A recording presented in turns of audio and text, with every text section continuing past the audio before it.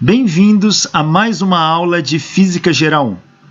Hoje vamos introduzir um assunto novo, o momento linear. O que vem a ser momento linear? Momento linear também é conhecido como quantidade de movimento. Então, momento linear nada mais é que a quantidade de movimento que um corpo possui. O momento linear, historicamente, ele começa a ser definido lá por René Descartes. René Descartes, ele vai falar que um corpo tem mais movimento quanto maior for a massa do corpo. E isso está de acordo com Galileu e Newton. A massa é uma medida da inércia.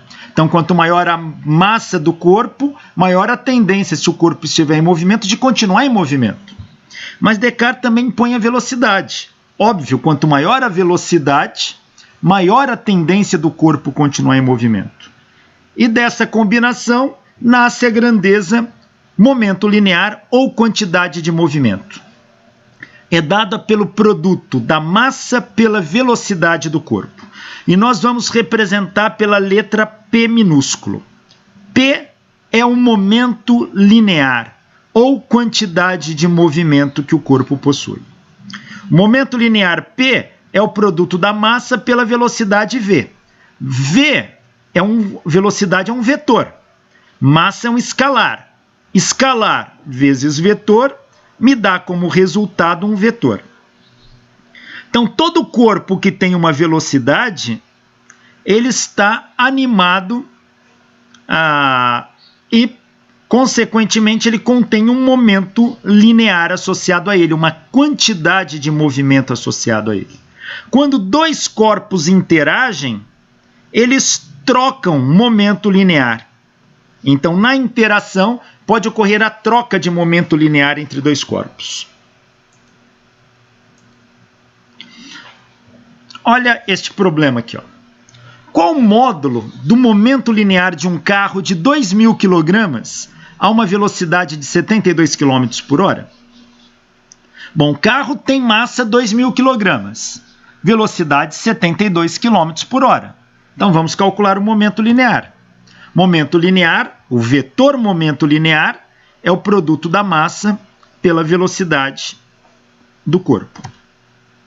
Em módulo, o módulo do momento linear é a massa vezes o módulo da velocidade. A massa, 2.000 kg. A velocidade, 20. Como ele pediu o módulo, então, o momento linear do carro, o módulo dele é de 40.000 kg/metros por segundo. Veja, não tem nenhum nome especial para esta unidade. Já tentaram usar a unidade de Descartes, mas acabou não pegando. Então, a unidade no sistema internacional de momento linear é quilograma/metro por segundo. É essa que a gente acaba utilizando para a grandeza física momento linear.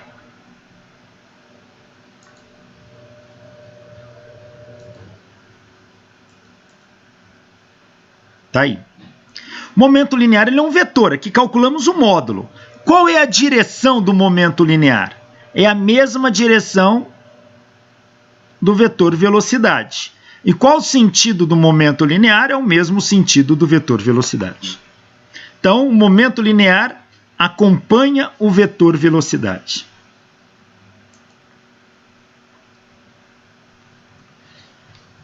O momento linear, ele tem uma característica muito importante. Muito importante. Ele se conserva. Como a energia num sistema mecânico se conserva, o momento linear também se conserva. Existe um princípio chamado princípio da conservação do momento linear, que é o que nós vamos ver agora. Imagine dois corpos interagindo. Lembra, nós já usamos este termo aqui. Interação.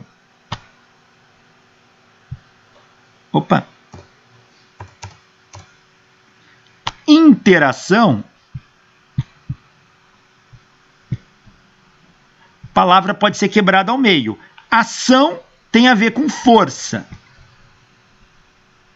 Inter quer dizer entre. É a força trocada entre corpos. Então, toda vez que você fala uma interação, interagir é trocar forças. Então, imagine dois corpos interagindo aqui. Um corpo de massa M1 e um corpo de massa M2. Ó. O corpo de massa M1 tem velocidade para cá. Ó. Essa é a velocidade do corpo de massa M1. O corpo de massa M2 tem velocidade para cá. Mas imagina que eles colidam. Vamos pensar numa colisão. Uma colisão é uma interação. Quando dois corpos colidem, eles trocam forças. Então vamos imaginar uma colisão ao longo desse eixo aqui. Ó.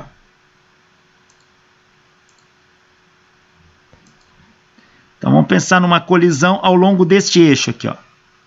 Então ao longo desse eixo eles vão colidir. Se eles colidem, eles trocam forças. Vamos levantar uma hipótese aqui. Vamos supor que estas forças trocadas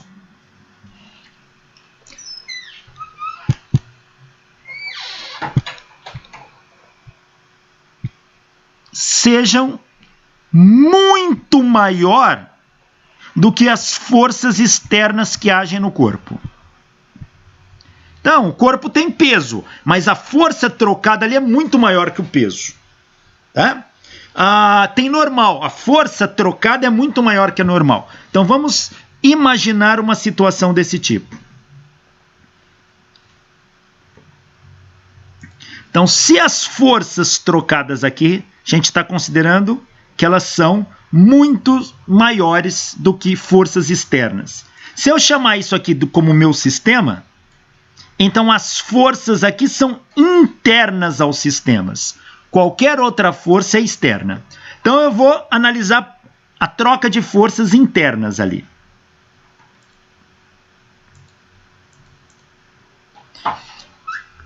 Se eu considero essas forças internas, isso forma um par ação e reação.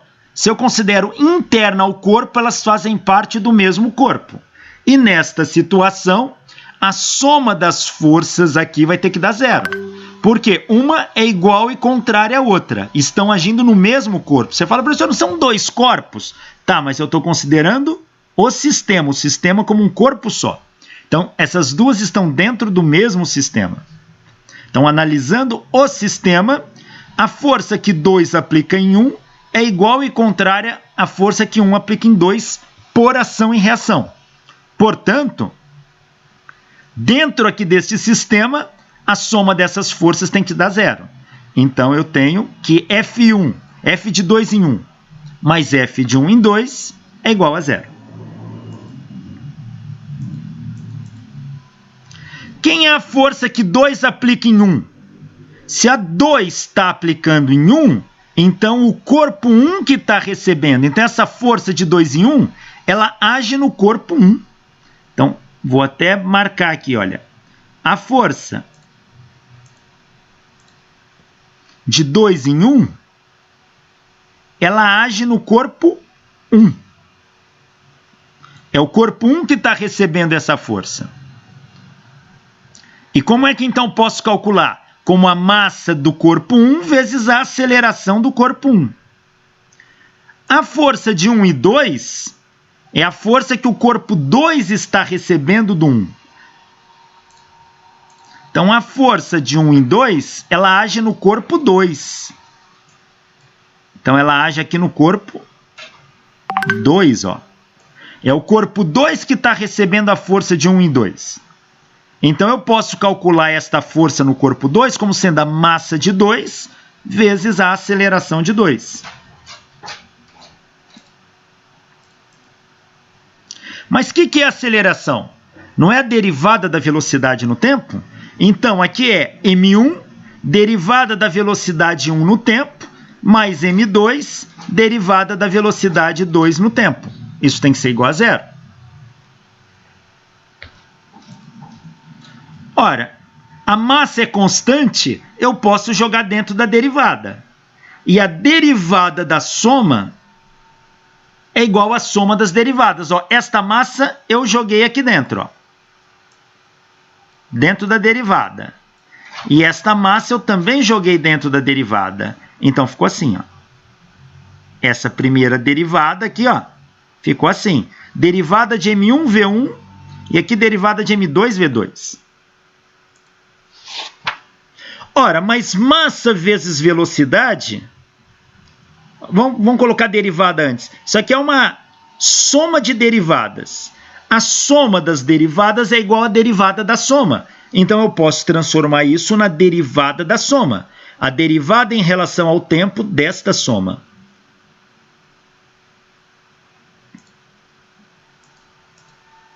Então, tá aqui. A derivada da soma. Derivada no tempo de M1V1 mais M2V2 igual a 0. Mas M1V1 é o momento linear do corpo 1. M2V2 é o momento linear do corpo 2. Ou seja, o que eu tenho aqui é o seguinte, que a derivada no tempo M1V1 é o momento linear 1. M2V2 é o momento linear 2. Isso tem que dar 0. É isso que eu tenho. Mas quem é o momento linear do primeiro corpo mais o momento linear do segundo corpo? É o momento linear total do meu sistema. Então, esse aqui é o momento linear total do meu sistema. Então, eu tenho que a derivada do momento linear total do meu sistema no tempo tem que ser igual a 0.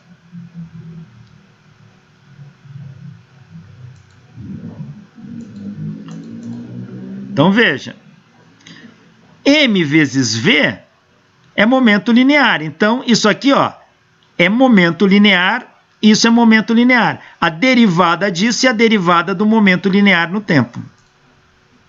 Então, esse aqui é o P1 e este aqui é o P2, momento linear 1. Veja, P1 mais P2 é o P total. Repara uma coisa, se a derivada disso dá 0, a derivada de quem dá 0? Não é de uma constante? A derivada de uma constante não dá 0? Então, se a derivada de P1 mais P2 no tempo dá 0, então P1 mais P2 é constante. P1 mais P2 é constante. Mas quem é P1 mais P2? É o momento linear total. Então, o momento linear total é constante. Se ele é constante, quer dizer que ele não muda, ele se conserva. Isto é o princípio da conservação do momento linear. O que diz o princípio da conservação do momento linear? Que o momento linear total do sistema é constante, é conservado. Em qual condição? Quando as forças internas forem muito maiores do que as forças externas. Ou seja, as forças externas acabam sendo desprezíveis quando comparadas com as forças internas. Essa foi a condição que nós colocamos. Ou uma outra condição, quando a soma das forças externas também é 0. Ou seja, é como se não tivesse força externa atuando. Aí só predominam as forças internas. Então, essas condições são condições necessárias para que eu possa aplicar o princípio da conservação do momento linear.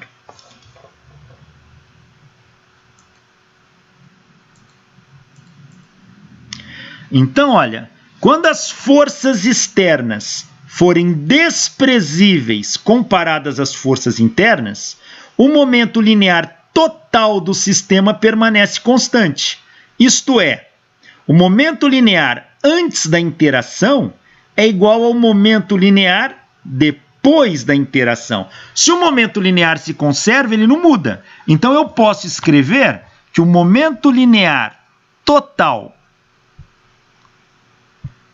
antes dos corpos interagirem, ele tem um valor.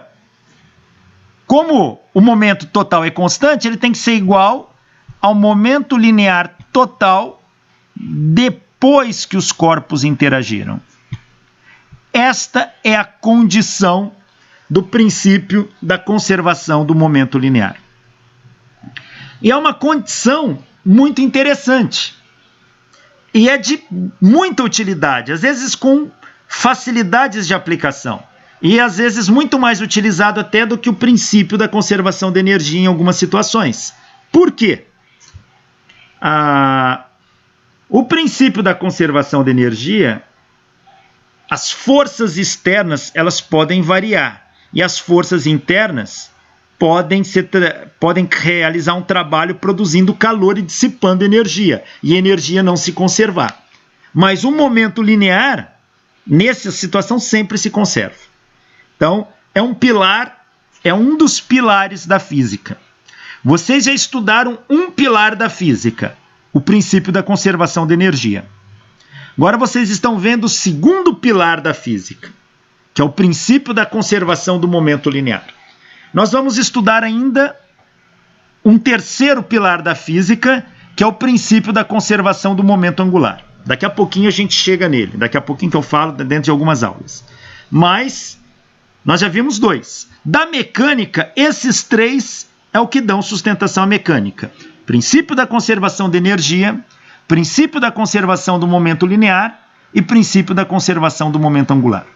Por enquanto, nós estamos vendo o segundo pilar, o princípio da conservação do momento linear.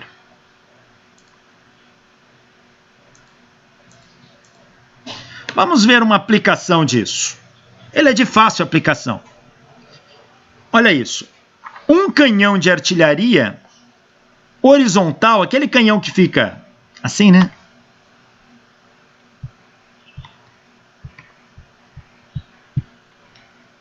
Tem a bala aqui dentro. Esse canhão, chamado canhão horizontal, um canhão desse tipo, ele tem 1 tonelada de massa e dispara uma bala de 2 kg, que sai da peça com velocidade de 300 metros por segundo. Então esse canhão de 1 tonelada atira uma bala de 2 kg a 300 metros por segundo. Admita a velocidade da bala constante no interior do cano. Determine a velocidade de recuo da peça do canhão. Como assim velocidade de recuo? É isto aqui, ó. O canhão está aqui, ele tem uma bala aqui, ó. Está em repouso, a bala está parada, o canhão está parado, neste referencial aqui. Então, antes de eu atirar, esta é a situação. Após eu atirar, a bala sai com uma velocidade V aqui, ó. O canhão empurra a bala para frente. Por ação e reação, a bala empurra o canhão para trás. E o canhão, por ter roda, ele desliza e recua para cá, com uma velocidade de recuo Vzão. Pergunta do problema. Qual a velocidade de recuo desse canhão, quando ele atira?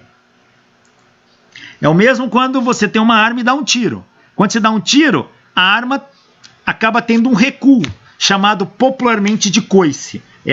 Com que velocidade ela faz isso? Vai depender qual velocidade a bala saiu. Mas eu tenho duas situações, antes de atirar e depois que eu atirei.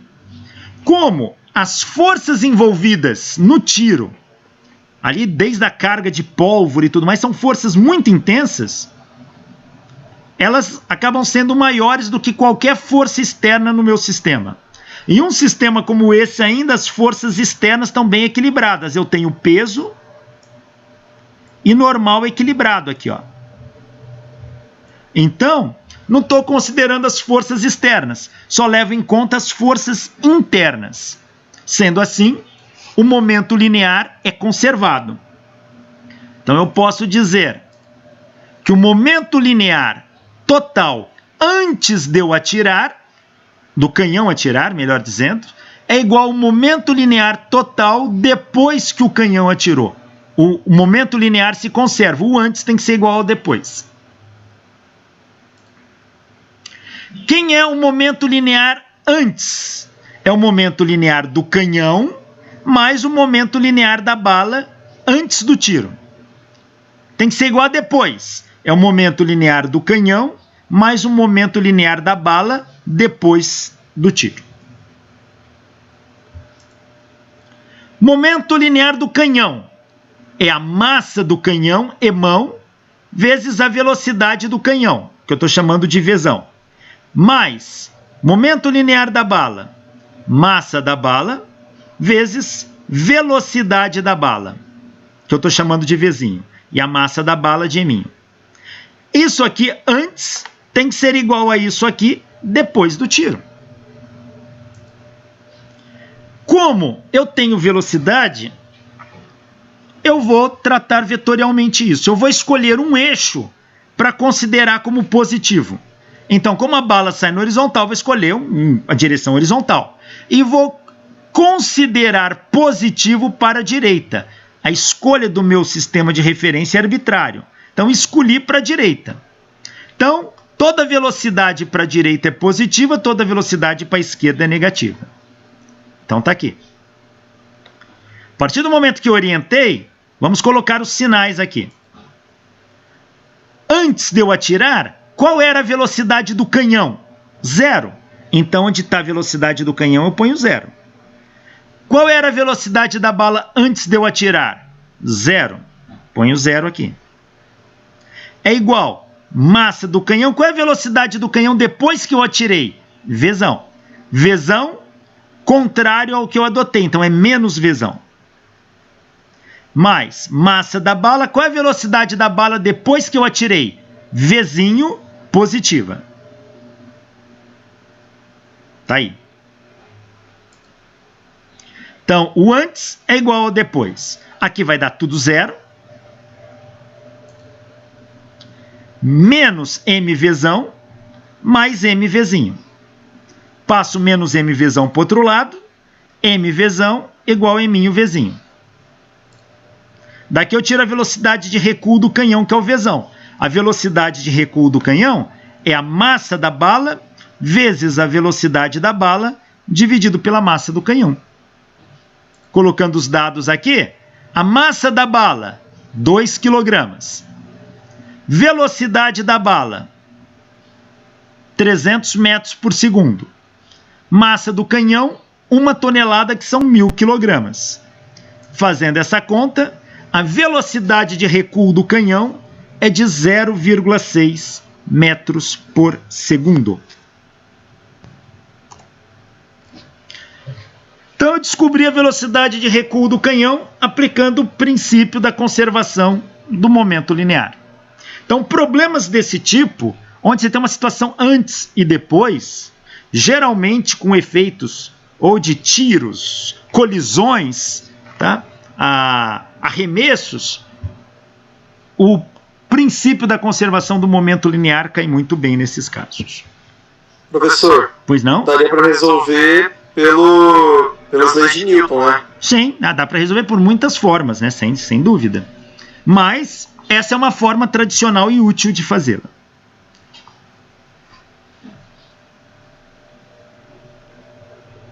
A gente não pode esquecer que o momento linear ele é derivado das leis de Newton. Então, isso aqui não deixa de ser uma aplicação ainda das leis de Newton, tá? Mas eu entendi o que você quis dizer. Você fala usando a equação F igual a MA e aplicando.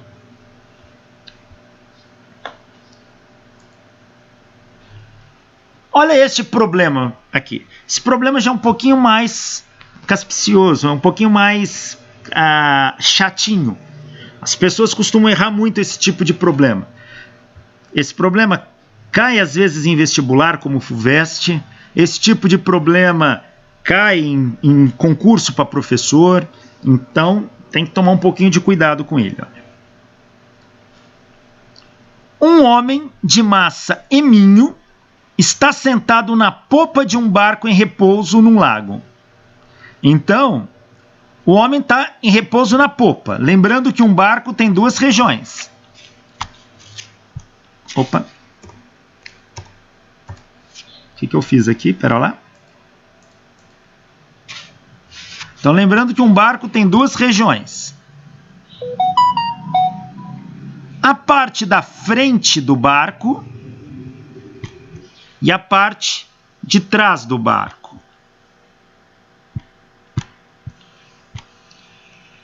Trás do barco é com S, é? É, né? Raramente a gente escreve essa palavra, né? Então, olha, tem a parte da frente e a parte de trás. A parte da frente do barco chama-se proa. E a parte de trás, popa. Igual na gente, tem o bumbum lá, o popô. Aqui é a popa. Então, proa e popa. Proa, a parte da frente, popa, a parte de trás. Porque muitas vezes o problema dá esse tipo de situação e é comum, já vi casos até de professores na hora de fazer um problema se perderem com isso. Então, está aqui reconhecido. Então, o homem está sentado na popa de um barco em repouso, está lá na parte traseira do barco. A massa do barco é emão igual a 3 eminhos, ou seja, a massa do barco é 3 vezes a massa do homem. E o comprimento do barco é L igual a 4 metros. Então, é um barco de 4 metros de comprimento. O homem levanta-se e anda em direção à proa. Desprezando a resistência da água, determine a distância D que o bote percorre durante o percurso do homem da popa à proa. Quando o cara anda da popa à proa, como ele aplica força no chão do barco, a força de atrito empurra o homem para frente e o pé do homem empurra o barco para trás. Então o barco se afasta. Então o barco se desloca enquanto o homem anda. Está aqui nesta figura. O homem está aqui na popa do barco. Quando ele anda, enquanto ele vai andando, o barco vai sendo puxado para trás. Ó. Então o barco se afasta da margem. Está aqui a margem. Esta é a margem que o barco está encostado. Quando o homem anda da popa para a proa, o barco se afasta da margem. Ó. O barco se afastou por essa distância D aqui. Ó.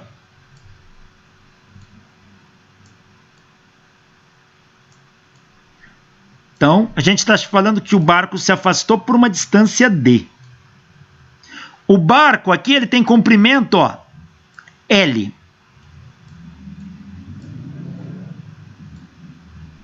Quanto que o homem andou de fato, hein? Vamos ver, olha. Enquanto o homem está andando, no mesmo tempo que o homem anda, o barco se afasta. Pois o barco se afasta pela reação do pé do homem ao caminhar. Então, no mesmo instante que o homem anda, o barco se afasta. É um evento simultâneo.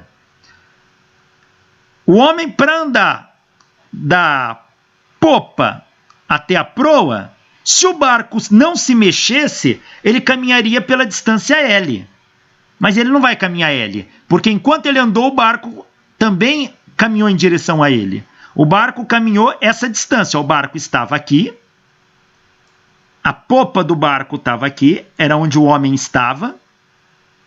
Quando o homem caminhou, a ponta do barco aqui, a proa, veio parar aqui. Então, o homem só caminhou por essa distância aqui, ó. Quanto que vale essa distância? Ora, se tudo isso aqui mede L, e este pedacinho aqui mede D, Dzão, este pedaço mede L menos D. Então, o homem caminhou pela distância L menos D, ó. Tá aí. Então, reconhecido as distâncias envolvidas, como eu tenho duas situações, antes do homem caminhar e depois que o homem caminhou, estou desprezando o atrito da água, então as forças externas estão sendo desprezadas. O momento linear total tem que ser conservado. Vou orientar esse sentido como positivo. E aqui eu tenho que o momento linear antes do homem caminhar tem que ser igual ao momento linear depois que o homem caminhou. Ou seja, o momento linear do homem mais o momento linear do barco antes do homem caminhar tem que ser igual ao momento linear do homem mais o momento linear do barco depois que ele caminhou. Olha, é o momento linear total, hein? Que se conserva. Momento linear do homem é a massa do homem vezes a velocidade do homem. O homem está indo para frente, a velocidade está para cá. mais o momento linear do barco é a massa do barco vezes a velocidade do barco, que eu estou chamando de Vzão, que ela vai para trás. Eu vou colocar o sinal depois. Emão Vzão antes tem que ser igual a Eminho Vzinho mais Emão Vzão depois. Bom, antes o homem estava parado, 0. O barco também estava parado, 0. Então aqui a velocidade de ambos era 0, antes. Depois, a velocidade do homem é positiva e a velocidade do barco é negativa. Então, está aqui.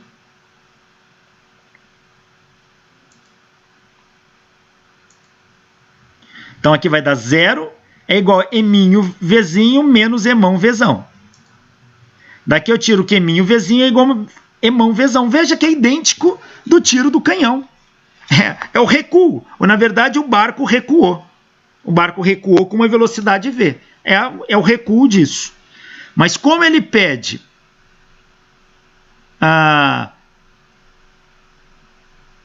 qual é a distância D que o bote percorre durante o percurso? Então, ele quer saber esta distância D aqui que o bote se afastou da margem. Ó. Essa foi a distância que o bote percorreu. Ele quer saber quanto que ela vale. Bom, até aqui eu apliquei momento linear. Agora vamos usar o conhecimento que temos. O que é velocidade? É a distância percorrida pelo tempo gasto. Então, vou calcular isso para o homem e para o barco. Então, está aqui. Velocidade do homem é ΔX sobre ΔT do homem. A velocidade do barco é ΔX sobre ΔT do barco. Mas, como o evento é simultâneo, o intervalo de tempo é o mesmo para os dois. Ou seja, o tempo que o homem gastou para percorrer é o mesmo que o barco gastou para percorrer. Então, se o tempo é o mesmo, eu posso cortar. Ó. Aí eu fico, massa do homem vezes a distância que o homem andou, tem que ser igual a massa do barco vezes a distância que o barco andou.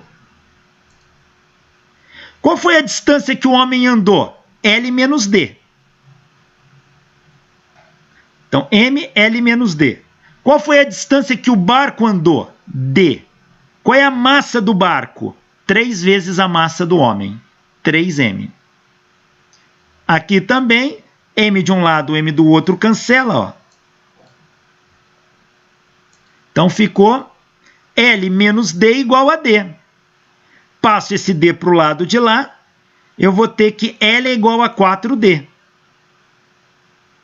Daqui eu tiro que D é L sobre 4. A distância que o barco se afastou é 1/4 do comprimento do barco. Como o barco mede 4 metros, então vai ser 4 dividido por 4. Dá 1 metro.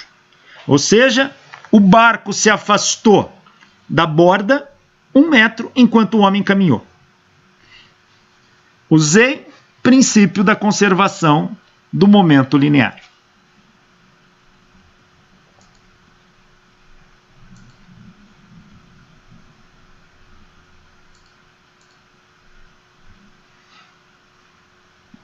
Olha este aqui, ó.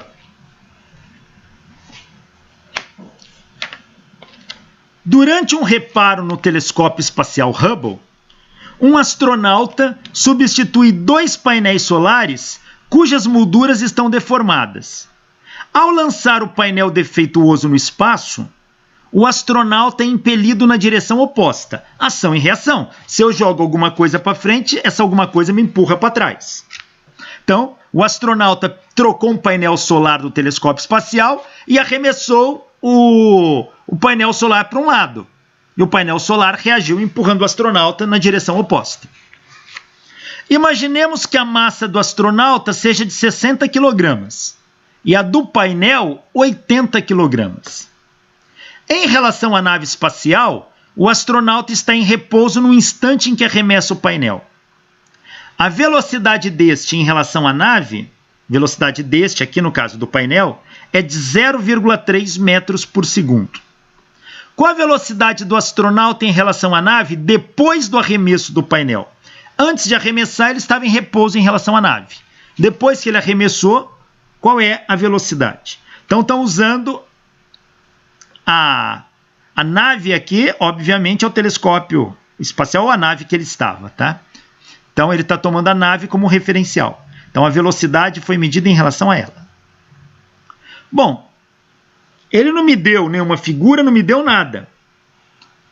Diferente dos problemas anteriores que todos deram uma figura, então me oriento por ela. Então aqui eu vou ter que usar minha imaginação. Então, primeiramente, vou imaginar um astronauta aqui. Um painel solar aqui. Vou adotar esse sentido como positivo, é arbitrário. E eu sei que quando esse astronauta arremessa o painel para a esquerda, o painel também arremessa o astronauta para a direita. Levando em conta o princípio da ação e reação, ou seja, o momento linear total antes do astronauta arremessar o painel, tem que ser igual ao momento linear total depois que o astronauta arremessou o painel. Então eu estou considerando o sentido positivo, o da velocidade do astronauta. Então a velocidade do painel ela é negativa no sistema de referência que eu coloquei aqui. Então vamos lá. O momento linear total do sistema antes dele arremessar, ou seja, na condição inicial, é igual ao momento linear total do sistema depois que ele arremessou, ou seja, na condição final. Então, a massa do painel vezes a velocidade do painel, mais a massa do astronauta vezes a velocidade do astronauta antes de arremessar, ou seja, na condição inicial, esse índice aqui quer dizer inicial, é igual a massa do painel vezes a velocidade do painel, mais a massa do astronauta vezes a velocidade do astronauta depois que ele arremessou. Depois é a condição final, então esse índice F aqui é de final. Cada autor, cada livro, às vezes usa uma notação diferente para isso. Eu gosto muito do termo antes e depois. Aqui ele usa final e inicial, sem problema algum. A massa do painel é 80 kg, mas a velocidade do painel antes dele arremessar era 0 em relação à nave. E a velocidade do astronauta antes também era 0. Então 0 vezes isso mais 0 vezes isso vai dar 0. A massa é igual a massa do painel vezes a velocidade do painel depois, mais a massa do astronauta vezes a velocidade do astronauta depois.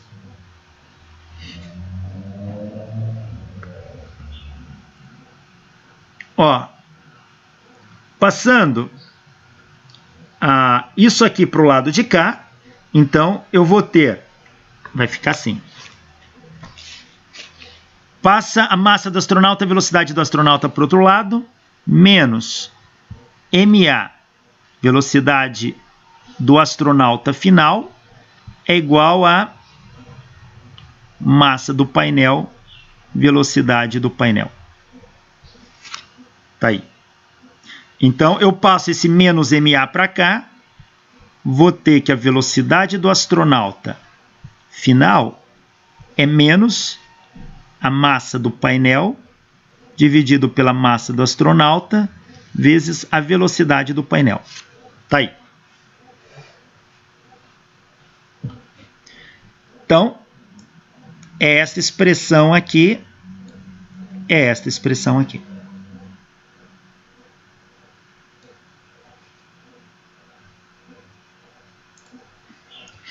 Massa do painel, 80. Massa do astronauta, 60. Velocidade do painel, eu estou considerando negativa, porque eu estou considerando a velocidade do astronauta positiva. Então, ela é 0,3 ao longo do eixo X ali, então é menos 0,3i. Está aqui. Fazendo essa conta, menos com menos fica mais. A velocidade do astronauta, então ela é positiva no eixo X, aquele eixo, estou chamando de eixo X, de 0,40 metros por segundo. Ou seja, Quando o astronauta arremessou o painel, ele se movimentou para trás com uma velocidade de 0,4 metros por segundo. Se ele está no espaço, não tem onde se apoiar nada, tchau, ele vai embora com essa velocidade, por muito tempo. Apesar de ter campo gravitacional da Terra puxando, mas uma boa distância ele vai se deslocar. Se esse astronauta não tiver preso à nave por uma corda, corrente ou coisa do tipo, ele vai embora e vai morrer no espaço. Então, quando os astronautas fazem esse tipo de operação, eles se amarram, eles se ancoram na nave por cabos. Existe um tipo de operação chamada operação extraveicular com retrofoguetes, onde aí ele não usa nada, ele põe um retrofoguete nas costas, ele voa pelo espaço ali, ele voa sentido, quer dizer, ele caminha pelo espaço. Mas tem que saber manusear, operar, e ele também não se afasta muito da nave.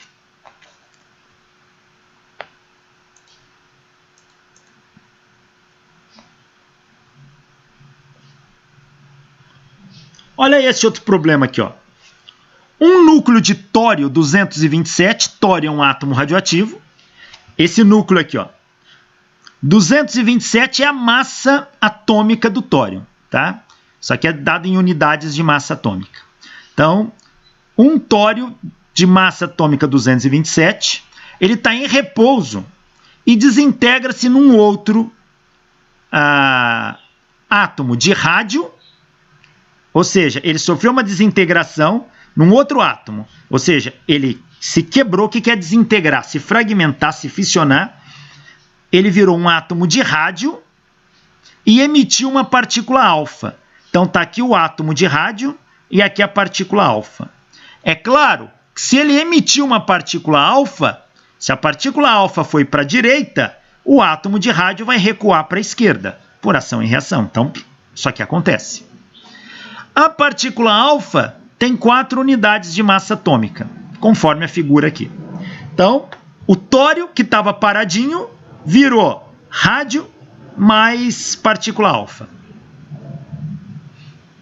Partícula alfa saiu com uma velocidade V alfa para a direita e o átomo de rádio com uma velocidade do rádio para a esquerda.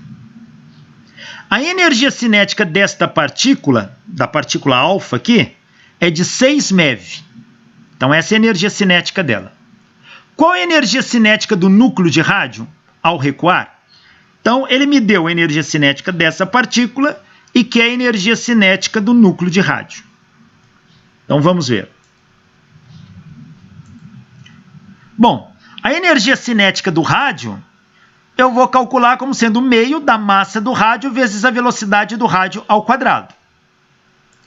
A energia cinética da partícula alfa é meio da massa da partícula alfa vezes a velocidade da partícula alfa ao quadrado. E eu sei que o momento linear total antes do decaimento radioativo tem que ser igual ao momento linear total depois do decaimento radioativo. Antes, quem eu tinha? A massa do tório. Deixa eu fazer com uma letra menor aqui. Eu tinha a massa do tório vezes a velocidade do tório. Só tinha ele antes do decaimento. Tem que ser igual a depois. A massa do rádio vezes a velocidade do rádio mais a massa da partícula alfa vezes a velocidade da partícula alfa. Ora, mas o tório estava em repouso. Diz aqui o problema. Então, essa velocidade aqui é 0. Então, tudo isso aqui é 0. Então, 0 é igual a velocidade do rádio. Se eu adotar para cá como positiva, a velocidade do rádio é negativa. Então, é menos mRA VRA mais M-alfa V-alfa. Ora, se eu passar isso aqui para o outro lado, eu tenho que a massa da partícula alfa vezes a velocidade da partícula alfa é igual à massa do rádio vezes a velocidade do rádio. Usei o princípio da conservação do momento linear. Então está aqui. Massa da partícula alfa vezes a velocidade da partícula alfa é igual à massa do átomo de rádio vezes a velocidade do átomo de rádio. Quem é a velocidade da partícula alfa? Bom, a velocidade da partícula alfa eu tiro dessa equação aqui, ó. Ela vai ser, passo 2 para lá multiplicando, 2 vezes a energia cinética da partícula alfa, dividido pela massa da partícula alfa, raiz quadrada disso. Ou, que é a mesma coisa, que isso aqui elevado a meio.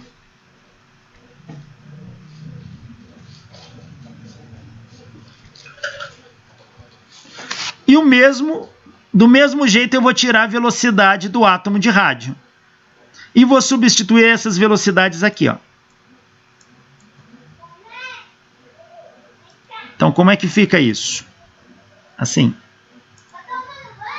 Massa da partícula alfa, velocidade da partícula alfa é igual a massa do rádio, velocidade do rádio. Que se eu quiser, olha, eu posso jogar essa massa de partícula alfa dentro da raiz. Como é que eu faço isso? Coloco ela ao quadrado. Então vai ficar m alfa ao quadrado, 2k alfa sobre m alfa, elevado a meio. Opa! M alfa ao quadrado com m alfa aqui cancela. E isso aqui vai ficar m alfa 2k alfa elevado a meio. E do lado de cá vai ficar uma equação similar. Então eu vou ter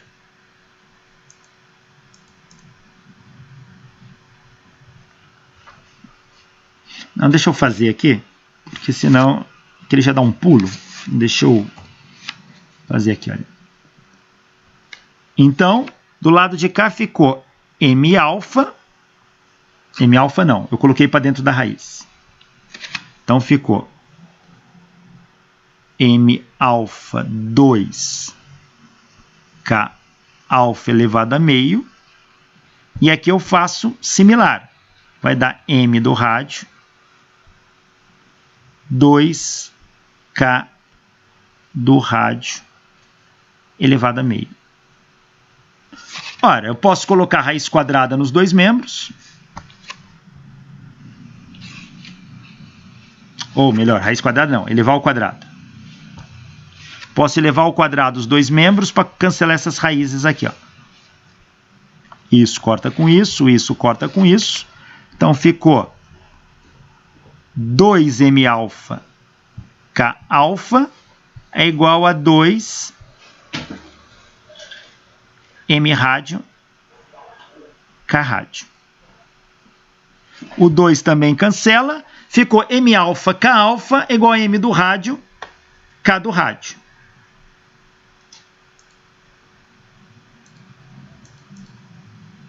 Então daqui eu tiro que a energia cinética do rádio que ele pediu vai ser m alfa k alfa. Passei a massa para cá dividido pela massa do rádio. Isto é isto aqui, ó.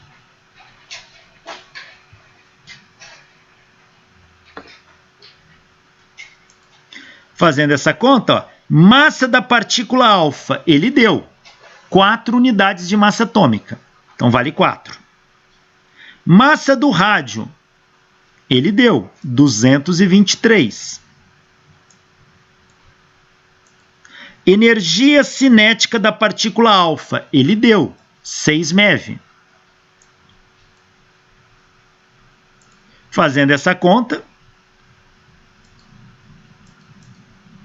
a energia cinética do rádio é de 0,107 MeV, bem menor. Por quê? O rádio tem uma massa muito grande comparada da partícula alfa, a velocidade de recuo dele é pequena, é igual o canhão e a bala. A bala sai numa velocidade alta, o canhão recua numa velocidade baixa. Então, se ele tem uma velocidade de recuo baixa, a energia cinética dele é pequena, comparada a cada partícula alfa. Tá aí.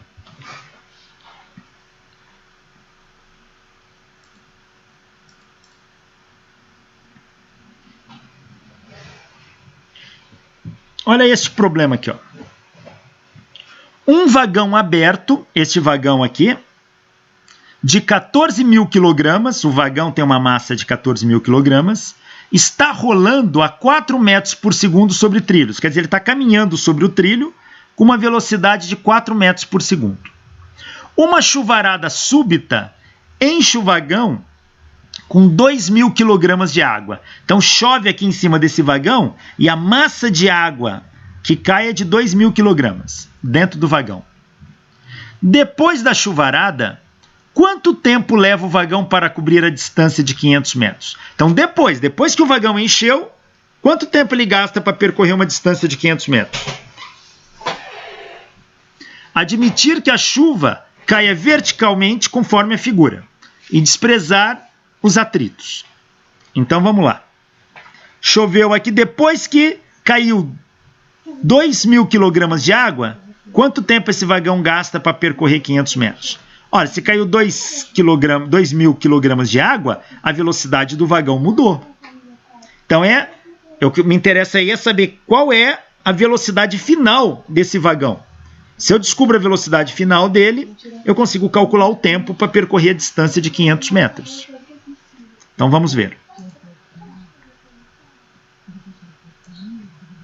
Eu sei que velocidade é distância por tempo. Então tempo é distância por velocidade. Mas no caso aqui do problema, eu quero a velocidade final, depois que caiu a chuva. Depois que a chuva encheu o vagão, qual é a velocidade dele? Eu preciso desta velocidade aqui. A distância de 500 metros, o tempo é 500 por essa velocidade e eu resolvi o problema. Para descobrir essa velocidade, eu posso lançar mão do princípio da conservação do momento linear. Porque eu tenho duas situações aí. Antes do vagão encher e depois que ele encheu. E o momento linear depende da velocidade. Então, isso aqui provavelmente vai me dar a velocidade final deste vagão. Então, o momento linear total antes do vagão encher tem que ser igual ao momento linear total depois que o vagão encheu. Então, a massa do vagão vezes a velocidade do vagão, mais a massa de água vezes a velocidade da água antes de encher o vagão, tem que ser igual a massa do vagão mais a massa de água vezes a velocidade final. Por que eu juntei aqui? Ora, na verdade seria isso. Massa do vagão. O vagão com a água dentro tem a mesma velocidade. Então, vezes a velocidade final, mais a massa de água. Ele usou o índice W aqui para água. Vezes a velocidade final. O que eu foi colocar a velocidade em evidência. Então, mv mais mw/vf. É o que eu fiz aqui. Cuidado! Qual é a velocidade da água aqui? Eu estou analisando o movimento na horizontal, então vou considerar para cá positivo. Movimento na horizontal, então quer saber a velocidade da água? Aqui. Antes da água cair, quer dizer, se aqui não tinha água, não tinha velocidade. Isso aqui dá zero.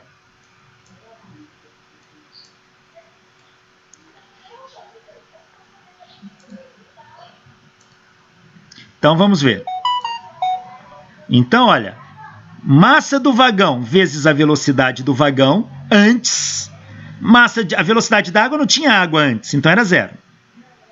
É igual a massa do vagão mais a massa de água vezes a velocidade final do vagão, depois que ele encheu.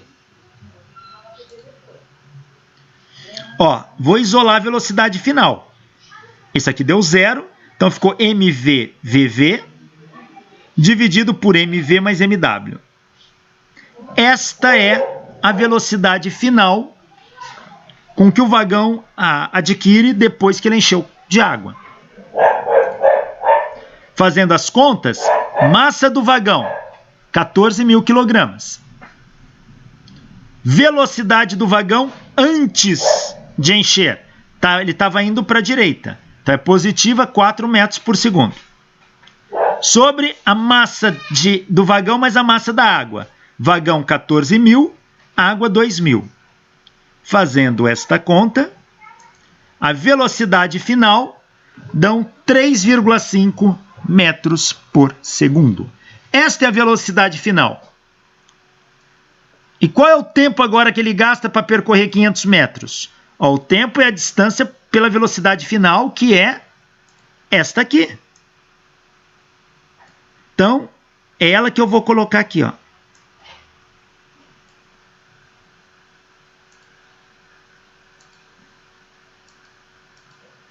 Então, o tempo vai ser 500 por 3,5.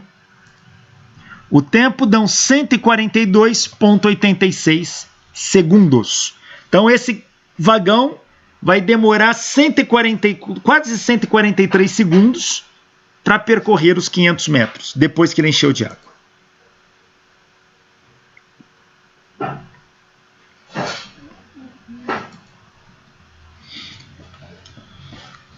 Repare que quando o vagão encheu de água, a velocidade mudou.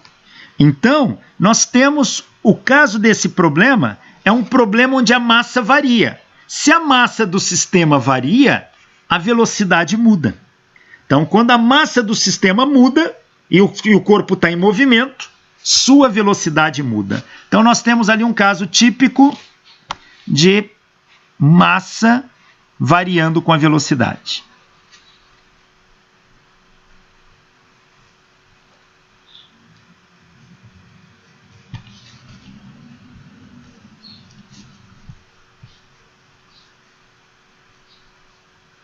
Só que aqui nós não analisamos o meio do caminho, só analisamos ele com uma massa e depois com outra massa. A massa variou, a velocidade. E se a gente analisasse o processo, ou seja, conforme a chuva vai caindo, como que vai mudando a velocidade dele? Então, eu precisaria medir a taxa de queda de chuva, ou seja, a taxa é quantos quilogramas de chuva cai por segundo, por exemplo, nesse vagão, e em cima disso, ver como que a velocidade dele vai mudando com isso. Esse seria um problema mais interessante, porque aí eu posso acompanhar a variação da velocidade do vagão do trem em relação à mudança da massa.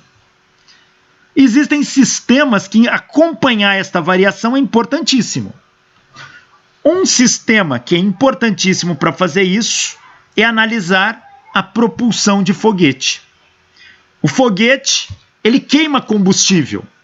Conforme ele queima combustível, ele vai ficando mais leve. E ao ficar mais leve, sua velocidade vai aumentando. Então, essa análise da variação da massa com a velocidade ou com a taxa de queima de combustível, por exemplo, é importantíssima para entender o processo de propulsão de um foguete. Vamos analisar aqui. Imagine que eu tenho um foguete, está no espaço. Esse foguete tem uma massa emão e ele carrega dentro dele uma massa de combustível ΔM. Por que delta aqui? Porque o combustível vai variar. Então essa massa é variável. Mas ele tem uma massa de combustível ΔM. Então essa aqui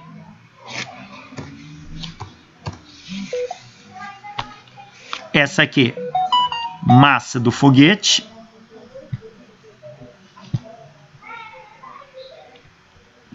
E essa aqui, massa do combustível do foguete.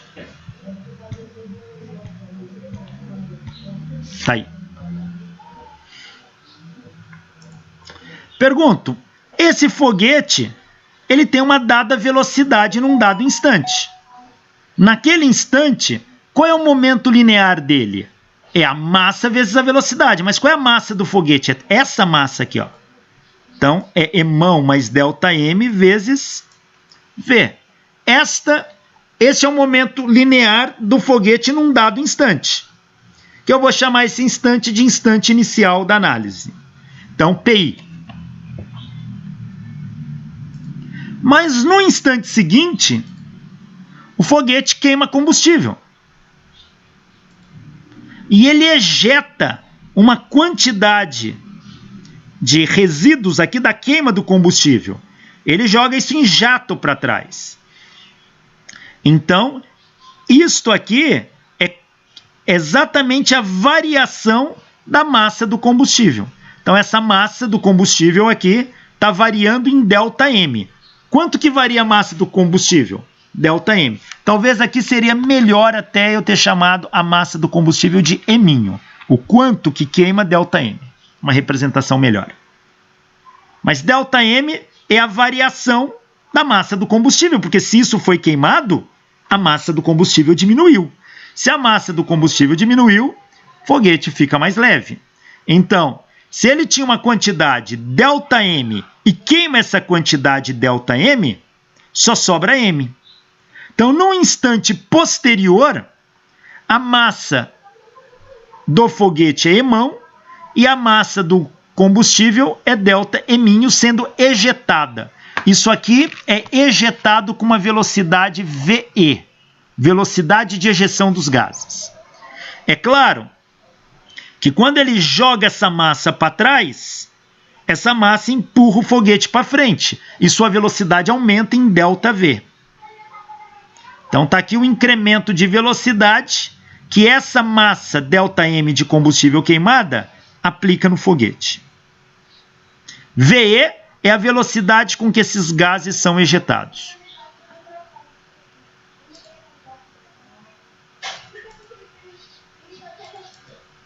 Então, tenho uma situação antes e uma situação depois para analisar aqui. Eu sei de uma coisa, que o momento linear antes da ejeção dos gases tem que ser igual ao momento linear depois. Então, eu vou fazer a conservação do momento linear. Então, momento linear antes era este aqui. É a massa do foguete vazio mais a massa de combustível que ele tem vezes a velocidade.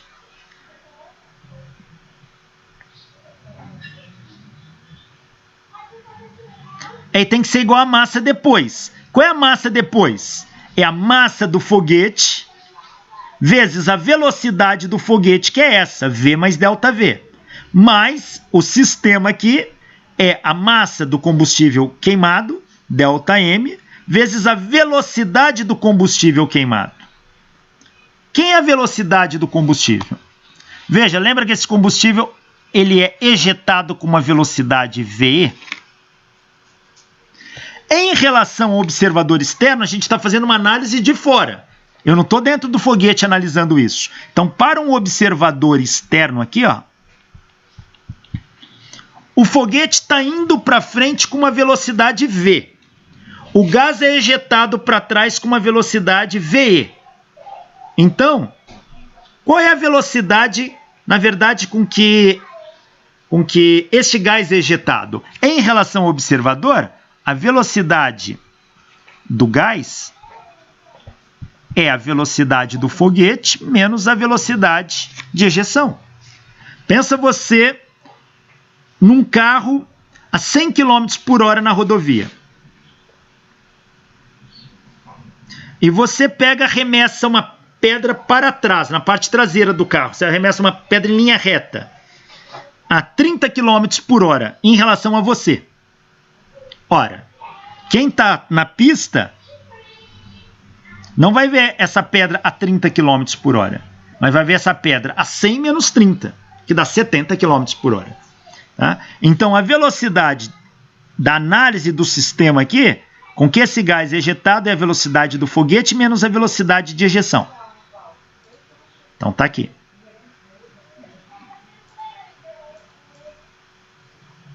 Ora, se nós resolvermos esse sistema, ó, Aqui vai ficar emão vezes V mais ΔM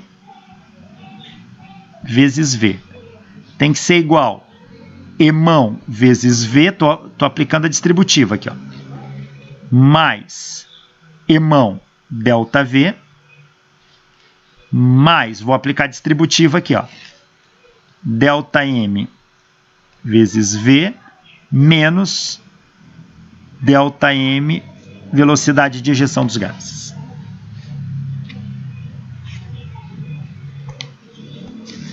Opa, tem o emão V dos dois lados, eu posso cancelar. Tem o ΔM V dos dois lados, eu posso cancelar. Então, o que sobrou? Isso aqui. Aqui ficou 0, é igual a M ΔV menos ΔM V. Passo esse um para o outro lado, sinal de menos vai sumir. Então, isso aqui vai ficar emão ΔV é igual, passo o menos ΔMV para o outro lado. Vai ficar positivo, ΔMV. Então, eu chego nesta relação que está escrita aqui na tela. Esta aqui. Tá aí. Então, massa do foguete vezes a variação da velocidade do foguete tem que ser igual à velocidade de ejeção dos gases em relação ao foguete vezes ΔM. A variação de massa.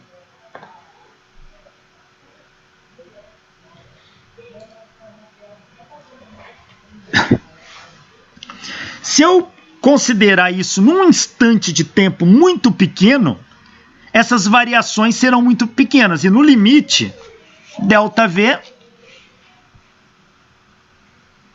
vai se transformar em dV. E ΔM em dm. Então eu posso escrever assim: M emão dV igual a VE dm.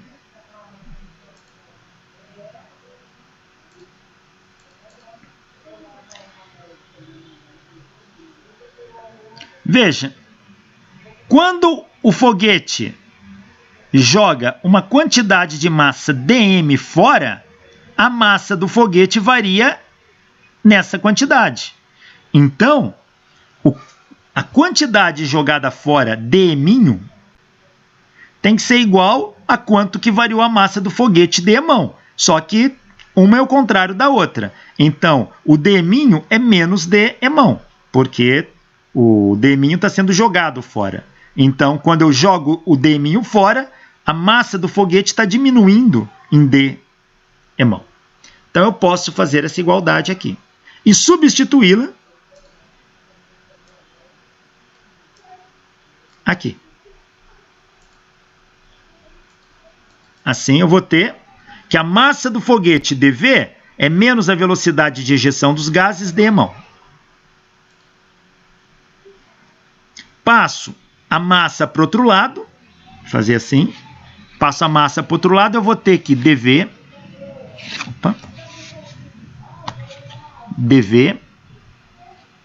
é igual a menos velocidade de escape de emão sobre emão.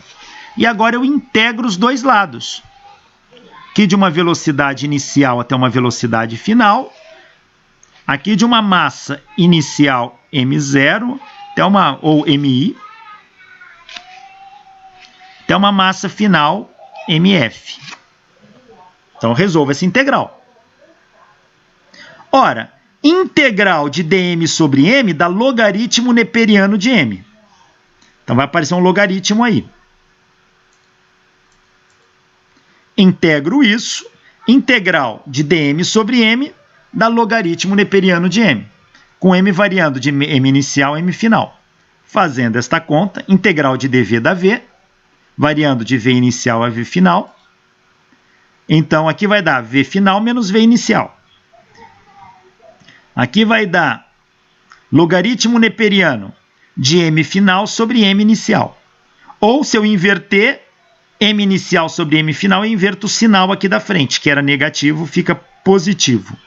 Então, esta equação aqui, olha, permite calcular qual é a velocidade final do foguete, conhecendo sua velocidade inicial, sua velocidade de ejeção de gases, a massa inicial quando ele está com o tanque cheio e a massa final quando ele está com o tanque vazio. Então, eu posso calcular assim. O problema de usar essa expressão desse jeito é que esse termo aqui, nem sempre ele é tão óbvio de se calcular. Então, a gente precisa buscar outro caminho, que eu considerei um foguete no espaço, mas normalmente o foguete sai da Terra. Então, eu tenho o efeito do peso sobre isso. Então, vamos levar em conta esse efeito.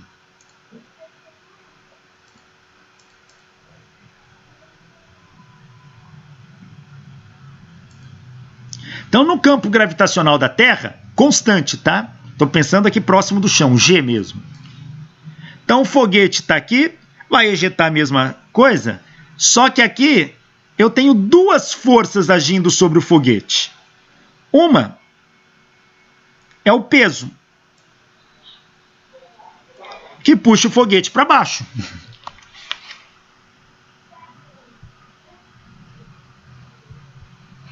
E a outra é a força propulsora. Se os gases são ejetados para baixo, por ação e reação, os gases empurram o foguete para cima.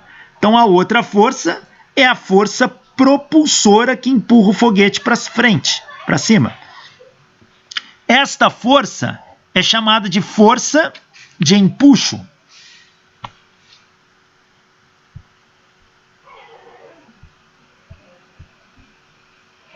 A força que um motor de ejeção de gases faz chama-se empuxo do motor, ou força de empuxo.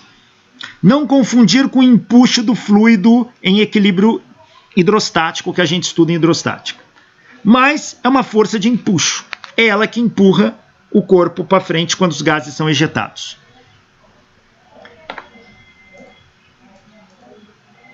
Eu sei que o somatório das forças tem que ser igual ao produto da massa pela aceleração. Então, é quem está a favor do movimento menos quem está contra. Então, a força de empuxo menos o peso tem que ser igual à massa total do foguete vezes a aceleração, que é a derivada da velocidade no tempo.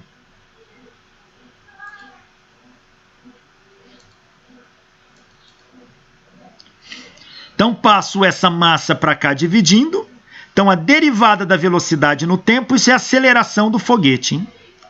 É a força de empuxo menos o peso, que é Emão G, dividido pela massa total do foguete.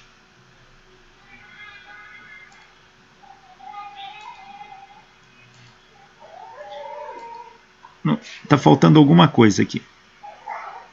A força de empuxo, pessoal, não coloquei aqui, ficou faltando. A força de empuxo,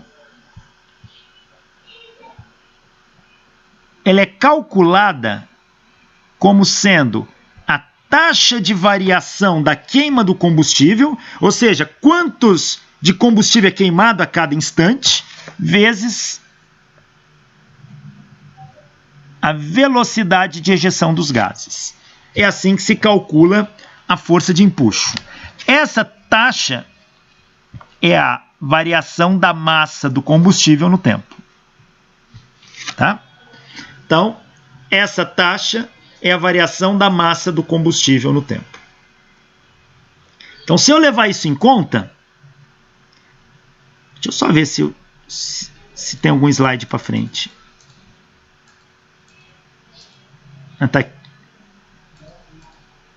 Tá aqui, ó. R é a derivada da massa em relação ao tempo, é a taxa de queima do combustível. Então, e a força de empuxo, ela é a força de empuxo, ela é R vezes V. Então, se eu substituir a força de empuxo aqui, eu vou ter isto aqui. força de empuxo é RVE sobre M. Aqui, M com M cancela, some, sobrou só G. Esta equação, pessoal, é no fundo a aplicação da lei de Newton para um foguete. Ela é conhecida como equação do foguete. E ela é a partir dela que você determina a aceleração de um foguete. Eu preciso conhecer a taxa de queima do combustível, preciso conhecer a velocidade de ejeção dos gases e a massa do foguete. Esta equação me dá a aceleração do foguete. Então ela é muito importante para que a gente possa calcular a aceleração de um foguete. Quem gosta aí de astronáutica, a física astronáutica lida com esta parte aqui. Professor, mas o G, o G não, né? Tipo, o campo gravitacional ele não vai variando conforme o foguete vai subindo? Isso, mas é o que eu disse. Isso aqui é na base da Terra, no início, tá? No início. Depois, essas forças acabam sendo tão grandes, como o G cai, ele se torna desprezível, isso aqui você pode jogar fora. Então aí fica mais fácil calcular. Mas no início você tem que levar em conta esse cara aqui. Então é para o foguete sair mesmo, para ele ser lançado. Ora, quem é esse M? É a massa do foguete. Mas a massa do foguete varia no tempo. Então, conforme esse cara começa a subir, ainda que a subida seja pequena, o G ainda aproximadamente constante, essa massa varia muito, porque ele queima muito combustível. Então, como que essa massa varia? A massa é uma função do tempo, dado da seguinte maneira. É a massa inicial do foguete menos a taxa da queima do combustível vezes o tempo. Então, se eu pegar dm dt multiplicar pelo tempo, o tempo aqui cancela com o tempo aqui, vai me dar só a massa de combustível que ele está perdendo. Então, no fundo, isso aqui mostra como que a massa está variando no tempo. M0 é a massa inicial do foguete. Foguete mais combustível. M é a massa no instante T, depois que ele queimou uma quantidade RT de combustível. Tá? Então, a massa do combustível do foguete varia assim. Eu posso substituir isso aqui, ó.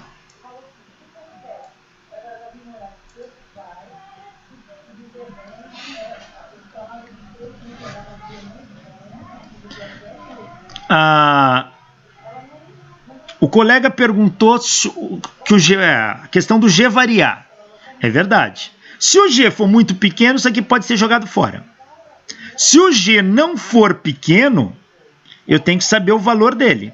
Para cada posição, esse G vai ter um valor fixo. Tá? Então, esse G eu mantenho. Normalmente, um foguete em órbita da Terra, eu mantenho esse G fixo. Um foguete indo da Terra à Lua, esse G vai variar e eu tenho que colocar a equação de variação dele, senão vai ficar mais aí fica um pouco mais complicado. Tá? Então, olha, colocando a massa variando, eu tenho isso aqui, ó.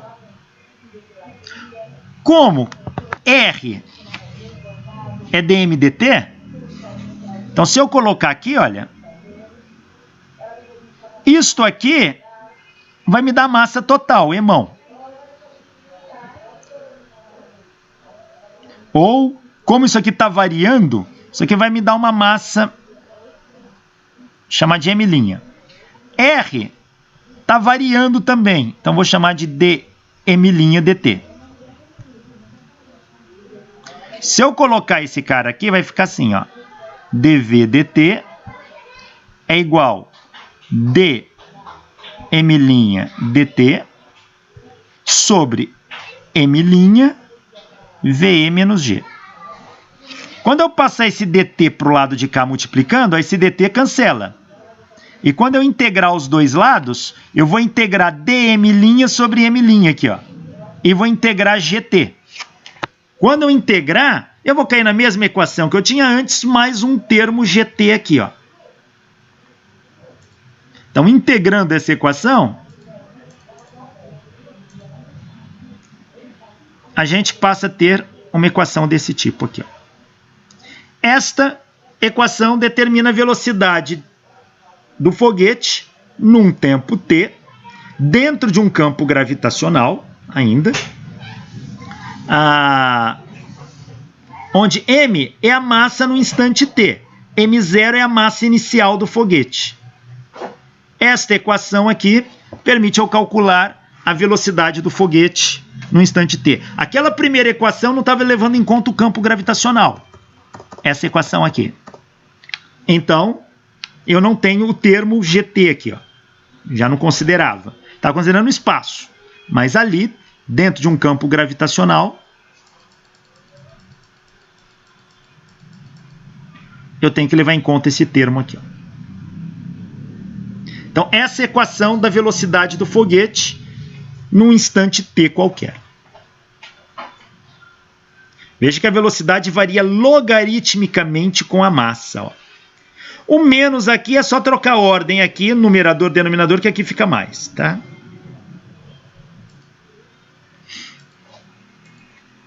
Então, se o foguete estiver no espaço, a velocidade final pode ser dada por isso se ele partiu do repouso. Se a velocidade inicial foi 0, dada por isso.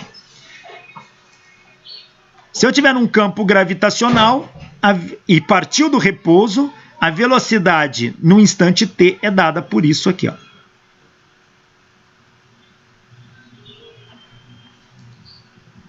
E a massa varia como sendo m0 menos rt.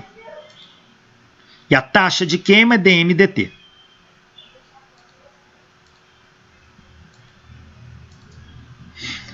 Ora, quando é que o foguete queima todo o combustível?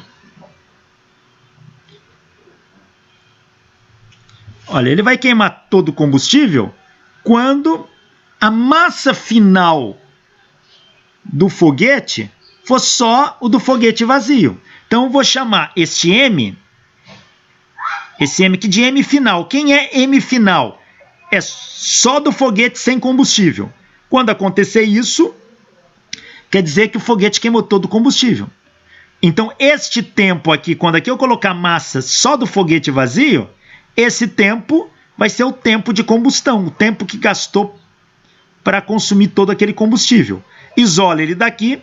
O tempo de combustão é a massa inicial do foguete, que é foguete mais combustível, menos a massa final do foguete, que é só do foguete sem o combustível, dividido pela taxa de queima. Se eu substituir este tempo de combustão aqui, acabou o combustível. Não tem mais combustível para propulsionar o foguete. Se ele tiver num espaço, ele por inércia continua agora, mas não vai ter mais nada que propulsione. Então, ele vai ter uma velocidade final. E aí, qual vai ser essa velocidade final? Velocidade final vai ser, quando eu colocar no lugar do tempo, o tempo de combustão. Então, aí a velocidade já não vai variar mais com o tempo, vai ser a maior velocidade que ele vai atingir ali. Esta é a velocidade final depois de ter queimado todo o combustível.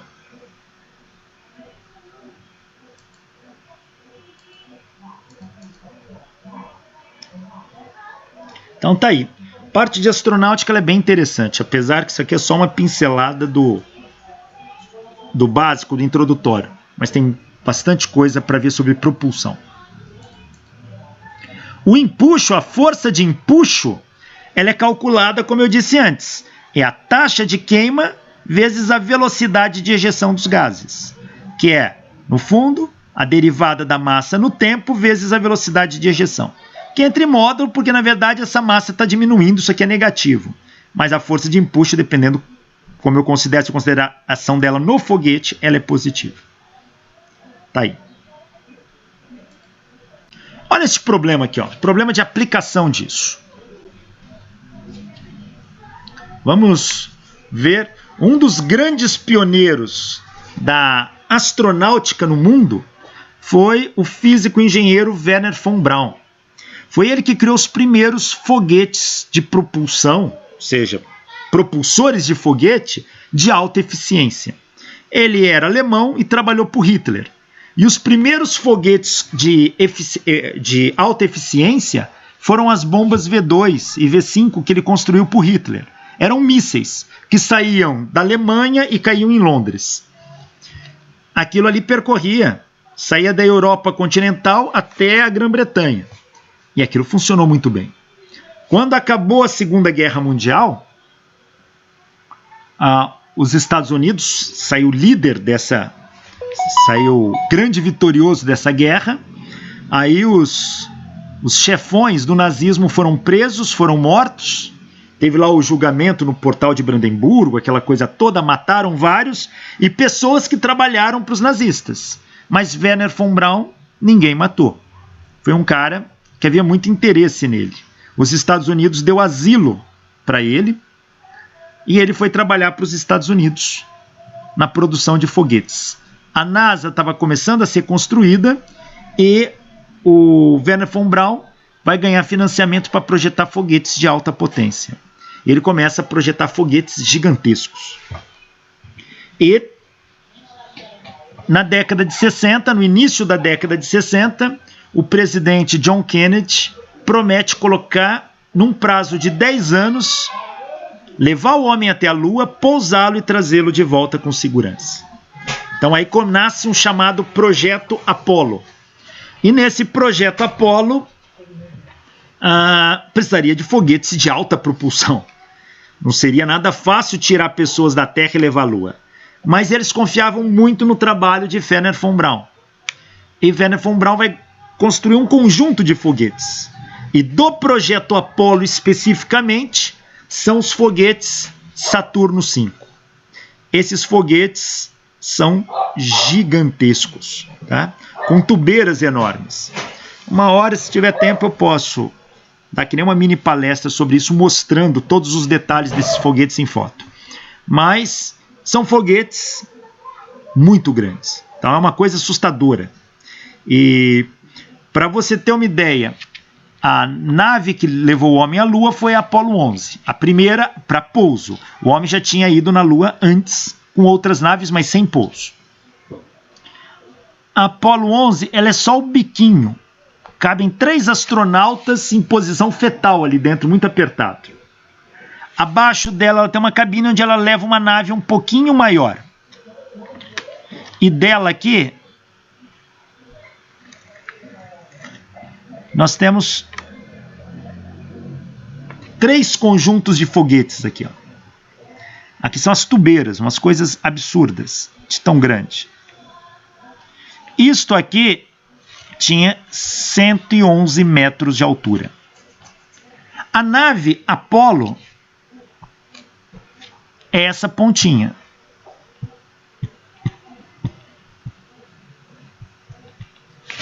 Isso tudo aqui são os foguetes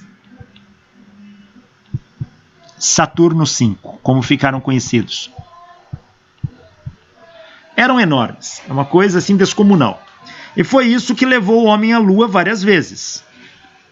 O homem, antes dele pisar na Lua, ele já tinha ido à Lua, feito sobrevoo na Lua, tá? O homem chegou a 8 quilômetros do chão lunar. Isso, por incrível que pareça, boa parte das pessoas desconhecem. Mas foi divulgado na época e tudo mais. Os Estados Unidos, se eu não me engano, ele foi 2 vezes à Lua antes de pousar definitivamente na Lua. Aí ele só vai pousar em 20 de julho de 1969. Aí é quando os 3 astronautas, Neil Armstrong, Ed Aldrin e Michael Collins, os 3 vão para a Lua. O Armstrong e o Aldrin pousam na Lua e o Collins fica no módulo de comando orbitando a Lua ali, para trazer depois os outros 2 astronautas de volta. Então, olha um problema desse aqui, ó. O foguete Saturno V, usado no programa Apollo da exploração da Lua, tinha a massa inicial de 2,85 vezes 10 a sexta quilograma. Tá?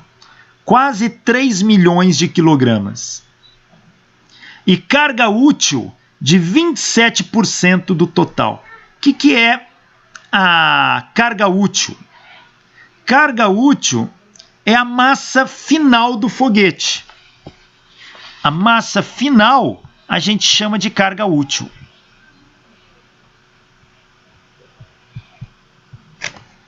A massa final é quando ele não tem mais combustível. É só o foguete sem combustível, vazio. Isso é carga útil. Tá? Então, esse foguete tinha uma massa de 2,85, 10 a sexta quilograma, e uma carga útil de 27% do total. Então, ele vazio só tinha uma massa de 27% desse valor. Ou seja, 73% de toda a massa do foguete era combustível.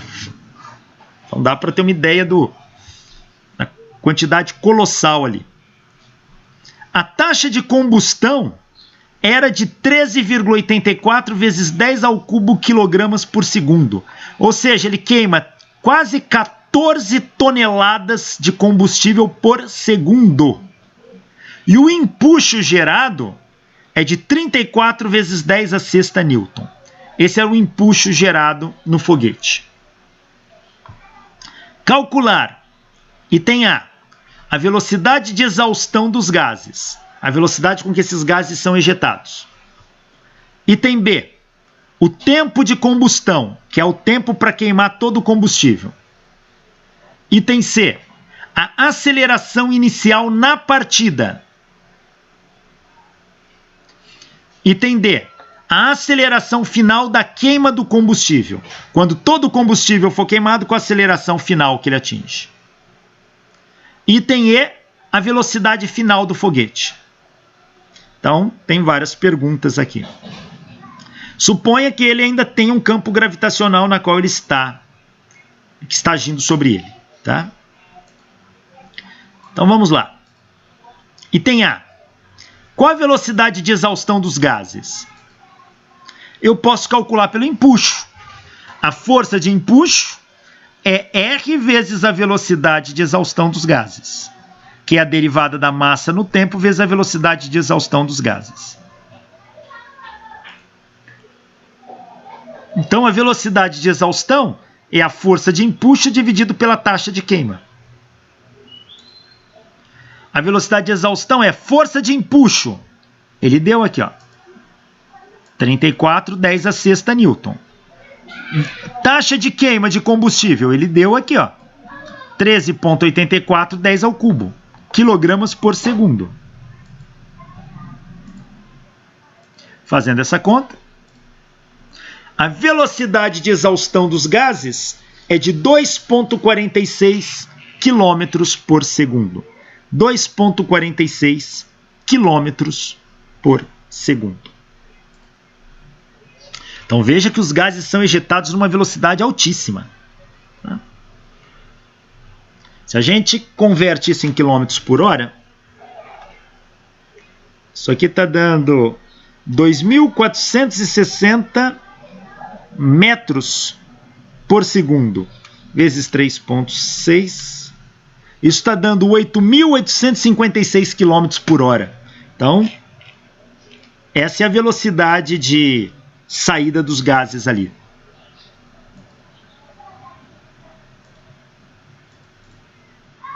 Item B. Qual é o tempo de combustão?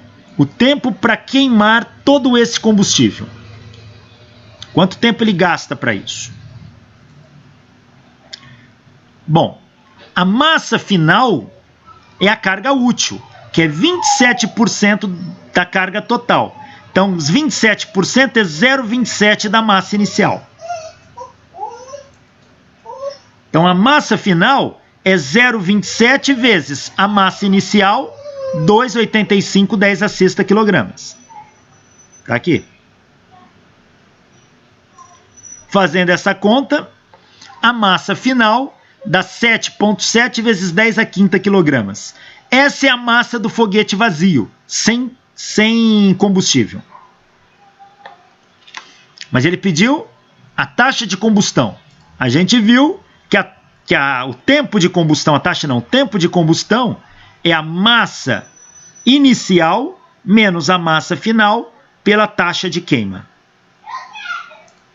Então, isso vai ser massa inicial, 2,85, 10 a sexta quilogramas. Massa final, 7,7, 10 a quinta quilogramas. Taxa de queima, 13,84, 10 ao cubo quilograma por segundo. Está aqui. Fazendo esta conta, nós vamos ter que o tempo de combustão é de 150,29 segundos. 150,29 segundos. Ou seja, 150 segundos são 2 minutos e meio. Em 2 minutos e meio ele queima 2 milhões, 3 milhões quase de quilograma de combustível. Você fala, caramba, só deu para acelerar um pouco. Não, isso dá uma velocidade muito alta para ele, tá? Item C. Qual é a aceleração inicial na partida? Vamos analisar de novo aquilo para fixar bem, olha. Tem o foguete. Eu sei que a soma das forças que agem no foguete dá zero. Ele quer aceleração, ele quer esse cara aqui, ó. Eu tenho aqui o peso.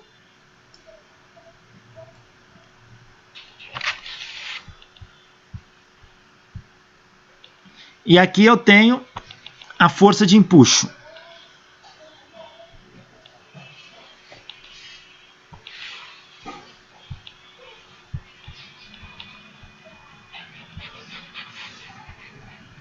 Que está empurrando para cima, isso aqui não. Está para cima, ela aqui, ó. Então, eu sei que a força de empuxo menos o peso é a massa do sistema vezes a aceleração dele.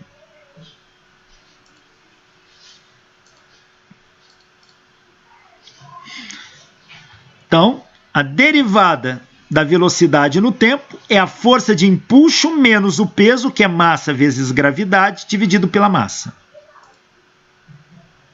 Nós já fizemos essa conta. Força de empuxo. Não posso esquecer que a força de empuxo ela é R vezes velocidade de ejeção dos gases. Então, coloco aqui R vezes a velocidade de ejeção dos gases, dividido por M, está aqui. E aqui, mg dividido por m corta, sobrou somente g. Esta é a famosa equação do foguete, que nós já vimos. Então, através dela, a gente tira a aceleração.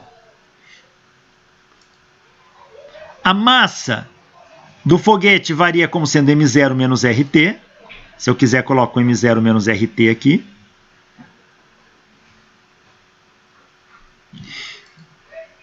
Como calcular a aceleração inicial? Bom, na aceleração inicial, esta massa aqui é a massa inicial, não tem queima nenhuma aqui, ó, T é zero. Então, isso aqui é zero, é o m0 que vai ficar aqui, ó. Então, dv dt é a aceleração. É R sobre m0 vezes a velocidade de escape menos g. O R, 13,84, 10 ao cubo. M0, 2,85, 10 à sexta. Velocidade de escape, nós calculamos agora há pouco. Deu 2,46 km por segundo. Cuidado, lá está em quilômetros por segundo. Passa para o sistema internacional metros por segundo. 2,46 quilômetros por segundo é a mesma coisa que 2.460 metros por segundo. Eu coloquei ele aqui, ó. Menos a gravidade, 9,81. Fazendo essa conta, a aceleração inicial do foguete é de 2,14 metros por segundo. Então, essa é a aceleração inicial que o item C pede. Item D, a aceleração final da queima do combustível, ou seja, quando queima o combustível, qual a aceleração que ele atinge? Quando queima o combustível, a aceleração final vai ser dada por essa mesma equação, só que agora eu ponho a massa final. A massa final aqui. Então, R, 13,84, 10 ao cubo. Massa final é a carga útil que nós calculamos lá atrás, que dava 27% do total, é 27% disso. Nós já calculamos lá no item A, eu acho, ou não, no item B. Deu 7,7, 10 a quinta, vezes a velocidade de ejeção, 2.460, menos 9,81.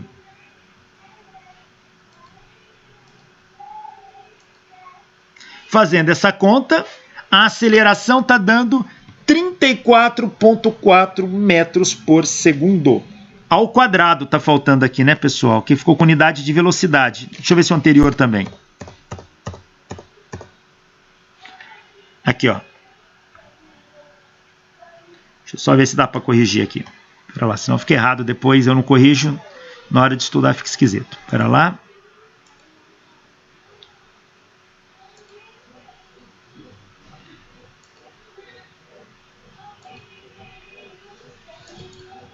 Aqui.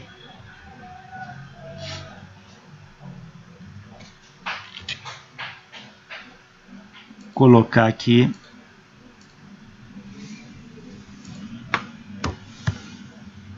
Metros por segundo ao quadrado. Aqui ficou certo. E aqui também vamos colocar metros por segundo ao quadrado. Tá aí.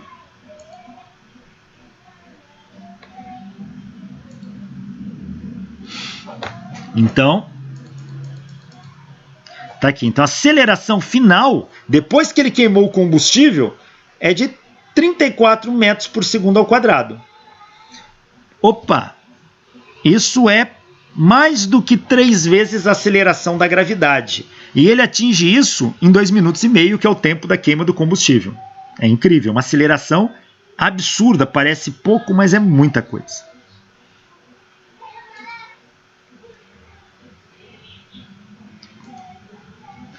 O item E. Qual é a velocidade final do foguete? A velocidade final é dada por essa expressão, que nós vimos lá atrás. Menos a velocidade de ejeção dos gases, vezes Ln da massa inicial, menos R vezes o tempo de combustão sobre M0, menos G, tempo de combustão. Ou eu poderia colocar aqui a massa final sobre a massa inicial também, tá na mesma. Fazendo essa conta, aqui é 2.460, que é 7,7, 10 a quinta, que 2,85, 10 a sexta, 9,81, o tempo de combustão é 150,29 segundos. Fazendo essa conta, a velocidade do foguete nesse instante é de 1,75 km por segundo. Alguém pode pensar, peraí, mas com 1,75 km por segundo, é uma velocidade relativamente pequena para o que se esperava do foguete. Se a gente pensar em quilômetros por hora, 1,75 km por segundo, isso aqui é 1.750 metros por segundo. Ele está a 6.300 km por hora. Ah, mas e aí ele não acelera mais? O truque que o Wernher von Braun pôs já que queima rápido, ele coloca vários estágios. Então é como se fossem vários tanques, quando acaba um, liga o outro. Então ele vai fazendo isso para que gere um novo impulso, para que ele consiga atingir a velocidade de 11,3 km por segundo. Quando ele atinge essa velocidade, aí ele atingiu a velocidade de escape, ele tem condições de sair da Terra. Se ele não atingir, ele não sai da Terra. Tá? Bem interessante.